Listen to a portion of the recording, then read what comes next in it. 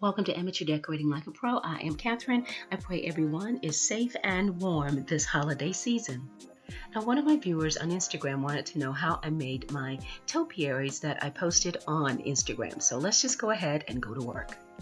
Here are the supplies that I used. The fast-setting concrete mix is around $5 at Lowe's, and the instructions are very clear on the back of the bag. I also purchased 2 of these dowels, and they were around $1.29 from Lowe's.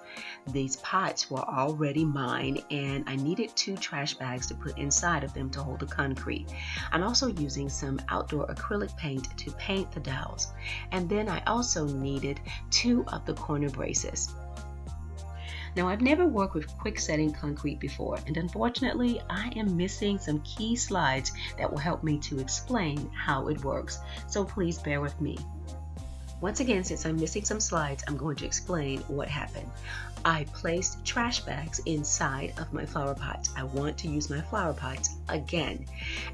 I inserted my dowel in the very center, and I held it pretty straight, so I didn't need to put an anchor or a brace there. And then I placed in the quick dry concrete, and then took the water hose and I just wet the concrete. Not too much, just to the point where the concrete was saturated. Best to add the water a little at a time.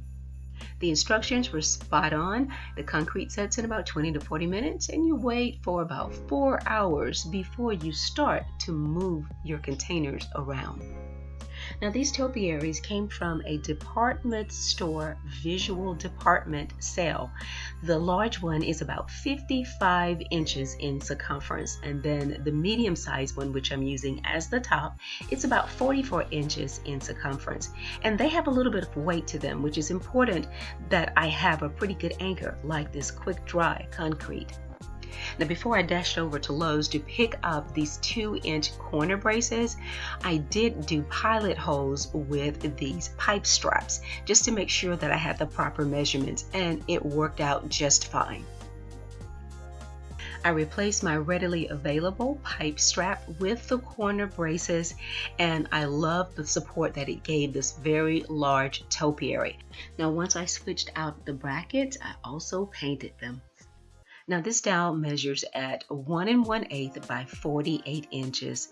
And if you want to use a curtain rod, that is perfectly fine, but I want to make sure that it supports the weight of your topiary. And since mine are super heavy, I thought it best to explain that to you. You can use a smaller dowel if you want to, depending on the size of your topiary. A lot of those that you can buy online or in the stores are hollow on the inside, so you won't need a dowel or a rod as heavy as this one.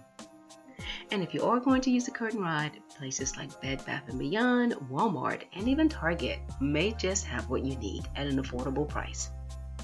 And you can also assemble the hollow topiaries with hot glue.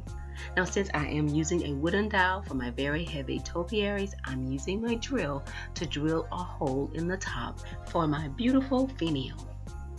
Now, I've had these beautiful finials, 2 of them, for a couple of years. I purchased them on clearance, and they were around $3 each.